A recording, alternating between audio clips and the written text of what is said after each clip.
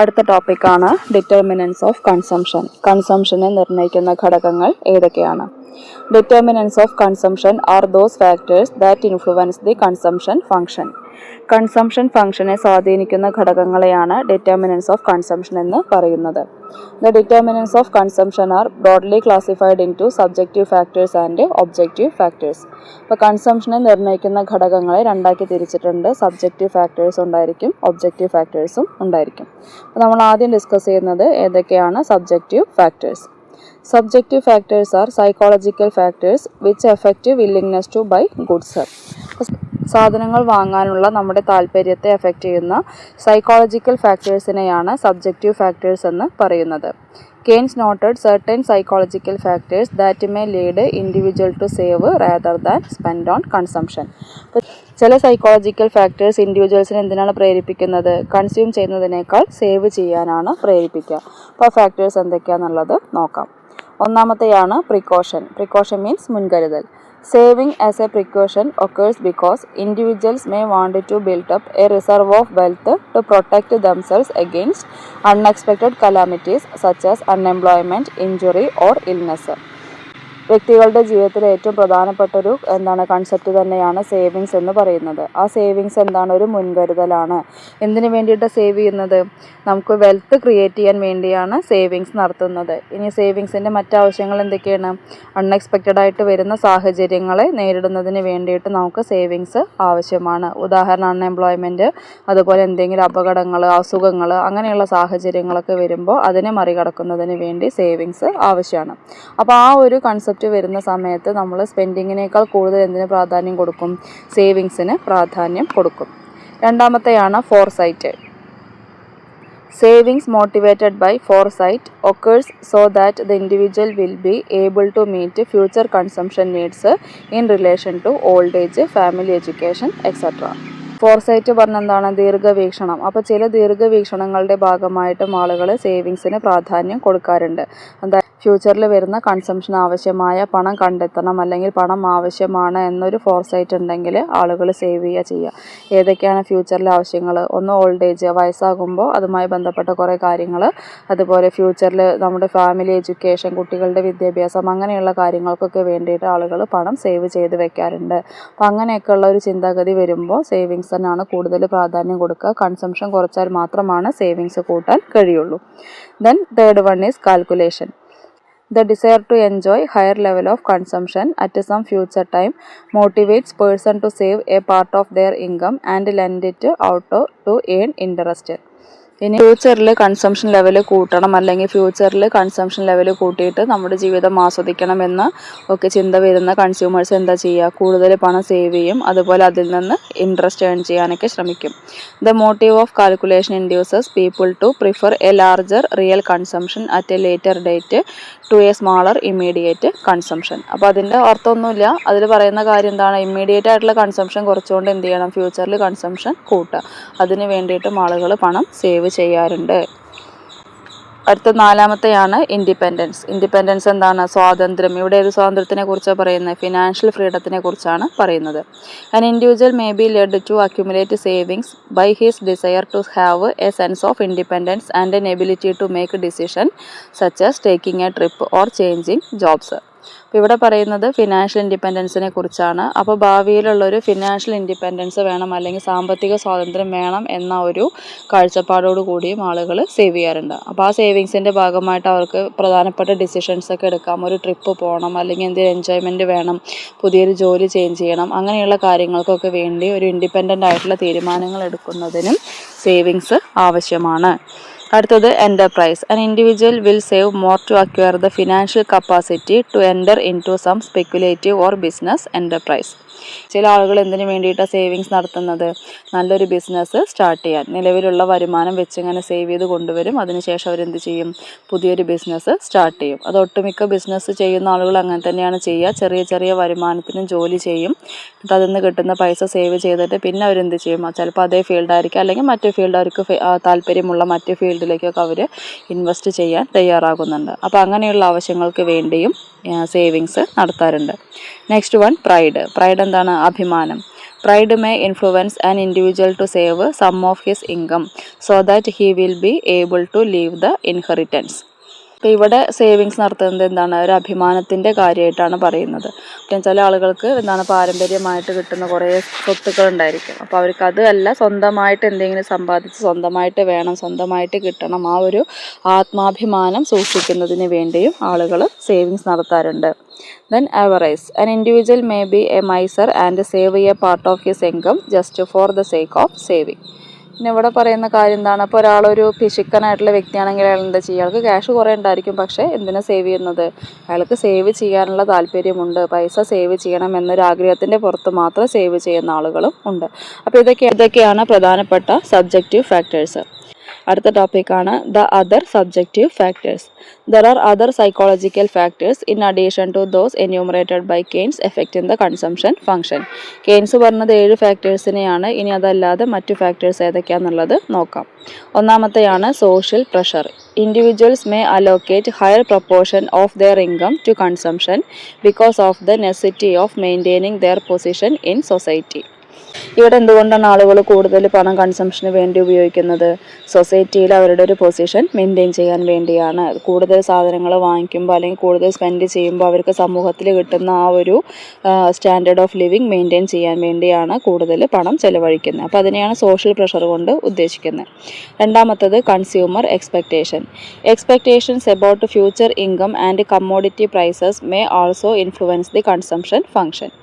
Consumption ഫംഗ്ഷനെ സ്വാധീനിക്കുന്ന മറ്റു ഫാക്ടേഴ്സാണ് future income and commodity price. Future income എന്ന് പറഞ്ഞാൽ എന്താണ്? ഭാവിയിൽ കിട്ടുന്ന വരുമാനം, അതുപോലെ തന്നെ സാധനങ്ങളുടെ വില. ഈ രണ്ട് ഫാക്ടേഴ്സും കൺസംഷനെ സ്വാധീനിക്കാറുണ്ട്. For example, if an individual expects a lower income in the future, he will reduce his current expenditure. ഒരു വ്യക്തി വിചാരിക്കുകയാണ് ഭാവിയിൽ അയാളുടെ വരുമാനം കുറയാനുള്ള സാധ്യതയുണ്ട്. അങ്ങനെ വരുമ്പോൾ എന്ത് ചെയ്യും? അയാൾ നിലവിലുള്ള കറണ്ട് കൺസംഷൻ കുറയ്ക്കുകയാണ് ചെയ്യുക. Similarly when prices are expected to fall consumption may decline. അതുപോലെ ഫ്യൂച്ചറിൽ ഏതെങ്കിലും വസ്തുക്കളുടെ പ്രൈസ് കുറയും എന്നുള്ളൊരു എക്സ്പെക്റ്റേഷൻ വന്നാലും നിലവിൽ എന്ത് ചെയ്യും? കൺസംഷൻ കുറയ്ക്കുകയാണ് ചെയ്യുക. A large portion of the income will be saved by the people for use in the future and lower prices will permit more purchases. ഫ്യൂച്ചറിൽ ആവശ്യങ്ങൾക്ക് വേണ്ടിയിട്ട് ജനങ്ങൾ എന്ത് ചെയ്യും? നിലവിലുള്ള കൺസംഷൻ കുറയ്ക്കും, എന്നിട്ട് വരുമാനത്തിൻ്റെ കൂടുതൽ ഭാഗം സേവ് ചെയ്യും. അതുപോലെ പ്രൈസ് കുറവാണെങ്കിൽ കൂടുതൽ പർച്ചേസ് ചെയ്യാനുള്ള പ്രവണതയും കാണിക്കും. The reverse may occur when prices are expected to rise. Price കൂടുകയാണെങ്കിൽ നേരെ ഓപ്പോസിറ്റ് വരും. മൂന്നാമത്തത് demonstration effect. The tendency of the lower income household to imitate the consumption habits of the higher income household is known as the demonstration effect. അപ്പോൾ നമ്മുടെ സമൂഹത്തിൽ എപ്പോഴും 2 വിഭാഗം ആളുകളുണ്ടായിരിക്കും. ഒന്ന് ഹയർ ഇൻകം ഗ്രൂപ്പാണ്, ഒന്ന് ലോവർ ഇൻകം ഗ്രൂപ്പാണ്. അപ്പോൾ ഈ ലോവർ ഇൻകം ഗ്രൂപ്പിന് ഹയർ ഇൻകം ഗ്രൂപ്പിൻ്റെ കൺസംഷൻ പാറ്റേൺ അനുകരിക്കാനുള്ളൊരു പ്രവണതയുണ്ട്. അതിനെയാണ് നമ്മൾ എന്ത് പറയുന്നത്? ഡെമോൺസ്ട്രേഷൻ എഫക്റ്റ് എന്ന് പറയുന്നത്. The thesis was developed by James Duesenberry. അപ്പോൾ ഈ ഒരു തിയറി കൊണ്ടുവന്ന വ്യക്തിയുടെ പേരാണ് ജെയിംസ് ഡ്യൂസൻബറി. നാലാമത്തെയാണ് thrift. If people suddenly change their attitude towards thrift the aggregate consumption function may be altered. ത്രിഫ്റ്റിനോടുള്ള ആളുകളുടെ മനോഭാവം പെട്ടെന്ന് മാറിയാലും അഗ്രിഗേറ്റ് കൺസംഷൻ ഫംഗ്ഷനിൽ മാറ്റങ്ങൾ ഉണ്ടാവും. ത്രിഫ്റ്റ് എന്ന് പറഞ്ഞിട്ടുണ്ടെങ്കിൽ എന്താണ്? മിതവ്യയം, അതായത് കൂടുതൽ പണം സേവ് ചെയ്യണോ ചിലവഴിക്കണോ. അപ്പം അങ്ങനെ ഒരു തീരുമാനം വന്നു കഴിഞ്ഞാൽ അത് ഏതിൽ മാറ്റം വരുത്താറുണ്ട്? കൺസംഷൻ ഫംഗ്ഷനിൽ മാറ്റം വരുത്താറുണ്ട്. ഇനി നോക്കാനുള്ളത് ഒബ്ജക്റ്റീവ് ഫാക്ടേഴ്സ് ആണ്. എന്താണ് objective factors? Objective factors are non psychological factors which effect the willingness to buy goods. സാധനങ്ങൾ വാങ്ങാനുള്ള താല്പര്യത്തെ സ്വാധീനിക്കുന്ന നോൺ സൈക്കോളജിക്കൽ ഫാക്ടേഴ്സിനെയാണ് ഒബ്ജക്റ്റീവ് ഫാക്ടേഴ്സ് എന്ന് പറയുന്നത്. Objective factors are more specific and quantifiable than subjective factors. അപ്പോൾ സബ്ജക്റ്റീവ് ഫാക്ടേഴ്സുമായി താരതമ്യം ചെയ്യുമ്പോൾ ഒബ്ജക്റ്റീവ് ഫാക്ടേഴ്സ് എന്ന് പറയുന്നത് സ്പെസിഫിക് ആയിരിക്കും, അതുപോലെ തന്നെ ക്വാണ്ടിഫയബിൾ ആണ്, മെഷർ ചെയ്യാൻ കഴിയുന്നതാണ്. ഒന്നാമത്തെ ഫാക്ടറാണ് consumer credit. The availability of consumer credit enhances the buying capacity of individuals. Consumer ക്രെഡിറ്റ്സിൻ്റെ ലഭ്യത ആളുകളുടെ വാങ്ങാനുള്ള ശേഷി വർദ്ധിപ്പിക്കും. In the absence of consumer credit, purchasing could be financed only out of cash holding or selling other assets.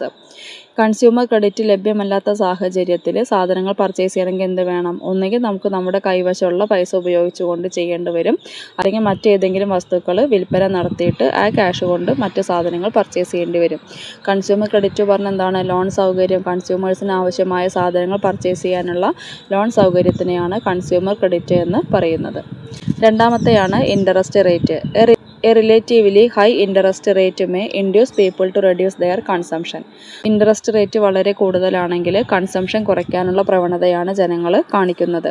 This is because of the fact that higher interest rate will induce people to save more. ഇപ്പം interest rate കൂടുകയാണെങ്കിൽ ജനങ്ങൾ എന്ത് ചെയ്യും? പണം ചിലവഴിക്കുന്നതിന് പകരമായിട്ട് save ചെയ്യാനുള്ള ടെൻഡൻസിയാണ് കാണിക്കുക. മൂന്നാമത്തത് income. Size of income is an important variable determining the level of consumption. കൺസംഷനെ സ്വാധീനിക്കുന്ന ഏറ്റവും പ്രധാനപ്പെട്ട വേരിയബിളാണ് ഇൻകം അല്ലെങ്കിൽ വരുമാനം എന്ന് പറയുന്നത്. Families with relatively high income save a larger portion of their income than families with very smaller income. രണ്ട് ഫാമിലിനെ കുറിച്ച് പറയുന്നുണ്ട്. സ്മോളർ ഇൻകം ഫാമിലിനെ കുറിച്ചും ഹൈ ഇൻകം ഫാമിലിനെ കുറിച്ചും പറയുന്നുണ്ട്. അപ്പോൾ ഈ സ്മോൾ ഇൻകം ഫാമിലിയുമായിട്ട് കമ്പയർ ചെയ്യുമ്പോൾ ഹൈ ഇൻകം ഫാമിലീസ് എന്താ ചെയ്യുക? അവർ കൂടുതൽ പണം സേവ് ചെയ്യുകയാണ് ചെയ്യുന്നത്. കൺസംഷനേക്കാൾ കൂടുതൽ പണം സേവ് ചെയ്യും. അടുത്തത് income distribution. Redistribution of income from the wealthy to the lower income household will result in an increase in aggregate consumption expenditure. വരുമാനത്തിൻ്റെ പുനർവിതരണം അഗ്രിഗേറ്റ് കൺസംഷൻ എക്സ്പെൻഡിച്ചർ വർദ്ധിക്കുന്നതിന് കാരണമാകുന്നു. എങ്ങനെയാണ് വരുമാനം പുനർവിതരണം ചെയ്യുന്നത്? ടാക്സിലൂടെയാണ് അല്ലേ? വെൽത്തി ആയിട്ടുള്ള ആളുകൾ കൂടുതൽ ടാക്സ് കൊടുക്കണം. ആ ടാക്സിലൂടെ കിട്ടുന്ന വരുമാനം ലോവർ ഇൻകം ഗ്രൂപ്പിന് വേണ്ടിയിട്ട് ഗവൺമെൻറ് ചെലവഴിക്കും. അങ്ങനെ വരുമ്പോൾ അഗ്രിഗേറ്റ് കൺസംഷൻ എക്സ്പെൻഡിച്ചർ കൂടുകയാണ് ചെയ്യുക. അഞ്ചാമത്തത് wealth. A household's ability to consume is directly related to its possession of wealth. ഒരാളുടെ കൺസ്യൂം ചെയ്യാനുള്ള കഴിവ് അയാളുടെ വെൽത്തുമായിട്ട് ബന്ധപ്പെട്ടതാണ്. വെൽത്തും വരുമാനവും തമ്മിൽ വ്യത്യാസമുണ്ട്. വരുമാനം എന്ന് പറയുമ്പോൾ നമുക്ക് മന്ത്ലി ഏണിങ്സ് ആയിട്ട് വരുന്നതാണ് വരുമാനം. എല്ലാ അസറ്റ്സും ഉൾപ്പെടുന്നതാണ് wealth. Income household add to their wealth by savings. അപ്പോൾ വെൽത്ത് എങ്ങനെ വർദ്ധിപ്പിക്കാൻ കഴിയുക? സേവിങ്സിലൂടെ വെൽത്ത് വർദ്ധിപ്പിക്കാൻ കഴിയും. Families with larger amount of wealth spend more for consumption purpose than the families with the same income but less wealth. രണ്ട് family പരിഗണിക്കുകയാണെങ്കിൽ വരുമാനം തുല്യമായിരിക്കും, പക്ഷേ വെൽത്തിൽ വ്യത്യാസം ഉണ്ടായിരിക്കും. അപ്പോൾ ഇവിടെ ആരാണ് കൂടുതൽ കൺസ്യൂം ചെയ്യുക? വെൽത്ത് കൂടുതലാണെങ്കിൽ അവർ കൺസംഷന് വേണ്ടി കൂടുതൽ പണം ചെലവഴിക്കും. വെൽത്ത് കുറവാണെങ്കിൽ കൺസംഷന് വേണ്ടി കുറച്ച് മാത്രമാണ് പണം ചെലവഴിക്കുള്ളൂ. The consumption of the wealthy family is higher because they have enough liquid asset to meet any emergencies. ഇപ്പോൾ വെൽത്തി ഫാമിലീസ് എന്തുകൊണ്ടാണ് കൂടുതൽ പണം ചെലവഴിക്കുന്നത്? അവർക്ക് മറ്റുള്ള ഏതെങ്കിലും എമർജൻസി വന്നു കഴിഞ്ഞാൽ അതിനെ മെയിൻറ്റെയിൻ ചെയ്യാൻ ആവശ്യമായ ലിക്വിഡ് അസറ്റ്സ് ഉണ്ടായിരിക്കും. അടുത്തത് ആറാമത്തെ point, stock of durable consumer goods. Durable consumer ഗുഡ്സിൻ്റെ stock. An individual stock of durable consumer goods influences his consumption in 2 ways. രണ്ട് തരത്തിലാണ് കൺസ്യൂമർ ഡ്യൂറബിൾസിൻ്റെ സ്റ്റോക്ക് കൺസംഷനെ സ്വാധീനിക്കുന്നത്. First one, the possession of these goods discourages him to make additional purchases since he already has them. നമുക്കുള്ള consumer durable goods എന്ത് ചെയ്യില്ല? നമ്മളത് വീണ്ടും വാങ്ങിക്കില്ല. അപ്പോൾ അത്തരം വസ്തുക്കളുടെ കൺസംഷൻ ഡിസ്കറേജ് ചെയ്യും. Second, the possession of such durable may encourage him to purchase product of the non durable nature. ഇപ്പോൾ ഡ്യൂറബിൾ ഗുഡ്സ് ഉണ്ടെങ്കിൽ അതുമായി ബന്ധപ്പെട്ടുള്ള നോൺ ഡ്യൂറബിൾ ഗുഡ്സിൻ്റെ പർച്ചേസിനെ അത് എൻകറേജ് ചെയ്യും. Example, the possession of automobiles and television set tend to induce the consumption of petrol and electricity. Durable goods ആയിട്ടുള്ള വാഹനങ്ങൾ, TV പോലെയുള്ള കാര്യങ്ങളൊക്കെ ഒരു കൺസ്യൂമേഴ്സിനുണ്ടെങ്കിൽ അതുമായി ബന്ധപ്പെട്ടവരെന്ത് ചെയ്യണം? പെട്രോൾ, ഇലക്ട്രിസിറ്റി പോലെയുള്ള നോൺ ഡ്യൂറബിൾ ഗുഡ്സ് കൺസ്യൂം ചെയ്യേണ്ടതായിട്ട് വരും. അപ്പോൾ അതാണ് സ്റ്റോക്ക് ഓഫ് ഡ്യൂറബിൾ കൺസ്യൂമർ ഗുഡ്സിൽ പറയുന്നത്. ഏഴാമത്തെ point, capital gains. A capital gain would induce additional consumption versus a capital loss would reduce consumption. നമുക്ക് എന്തെങ്കിലും ഒരു നേട്ടം ഉണ്ടാകുന്നതിനെയാണ് ക്യാപിറ്റൽ ഗെയിൻ എന്ന് പറയുന്നത്. അപ്പോൾ ക്യാപിറ്റൽ ഗെയിൻ ഉണ്ടാവുകയാണെങ്കിൽ അവിടെ കൺസംഷൻ കൂടും, ക്യാപിറ്റൽ ലോസ് ആണെങ്കിൽ കൺസംഷൻ കുറയും. എട്ടാമത്തത്, price level. The relationship between price level and consumption is an inverse one. Price ലെവലും കൺസംഷനും തമ്മിലുള്ള ബന്ധം ഇൻവേഴ്സ് ആണ്. അതായത് പ്രൈസ് ലെവൽ കൂടുകയാണെങ്കിൽ കൺസംഷൻ കുറയും, പ്രൈസ് ലെവൽ കുറയുകയാണെങ്കിൽ കൺസംഷൻ കൂടും. ഒമ്പതാമത്തെ point, windfall gains. Unexpected gains like lottery is another variable which is able to influence the consumption function. അപ്രതീക്ഷിതമായിട്ടുണ്ടാകുന്ന നേട്ടങ്ങളെയാണ് വിൻഡ്ഫോൾ ഗെയിൻസ് എന്ന് പറയുന്നത്. ഉദാഹരണം ലോട്ടറി. അപ്പം അങ്ങനെയുള്ള കാര്യങ്ങളൊക്കെ കൺസംഷൻ ഫംഗ്ഷനെ സ്വാധീനിക്കാറുണ്ട്. 10ാമത്തത് financial policies of corporations with regard to income retention, dividend payments and reinvestment tend to effect the consumption function. ഇപ്പോൾ ഇവിടെ income retention, dividend payment, reinvestment ഇതുമായി ബന്ധപ്പെട്ട കമ്പനികളുടെ തീരുമാനങ്ങളും കൺസംഷനെ സ്വാധീനിക്കാറുണ്ട്. 11ാമത്തത് socio economic factors. Consumption is also influenced by a group of socio-economic factors including age, education, occupation and family composition. ഇനി കൺസംഷനെ സ്വാധീനിക്കുന്ന സോഷ്യോ എക്കണോമിക് ഫാക്ടേഴ്സ് ഏതൊക്കെയാണ്? ഒന്ന് ഏജ്, ചെറിയ കുട്ടികളുള്ള വീട്ടിലും അതുപോലെ വയസ്സായിട്ടുള്ള ആളുകളുണ്ടെങ്കിൽ അവിടെ കൺസംഷൻ കൂടുതലായിരിക്കും. എഡ്യൂക്കേഷന് വേണ്ടി പണം ചെലവഴിക്കുന്നത്, ഒക്യുപ്പേഷൻ നമ്മുടെ ജോലിക്ക് അനുസരിച്ചാണ് കൺസംഷൻ വരിക. ഫാമിലി കോമ്പോസിഷൻ എന്ന് പറഞ്ഞാൽ എന്താണ്? നമ്മുടെ കുടുംബത്തിൻ്റെ ഒരു ഘടന, സ്മോൾ ഫാമിലി ആണോ ബിഗ് ഫാമിലി ആണോ അതിനൊക്കെ അനുസരിച്ച് എന്ത് മാറാറുണ്ട്? കൺസംഷൻ മാറുന്നുണ്ട്. അപ്പോൾ ഇത്രയും കാര്യങ്ങളെയാണ് ഒബ്ജക്റ്റീവ് ഫാക്ടേഴ്സിൽ പഠിക്കാനുള്ളത്.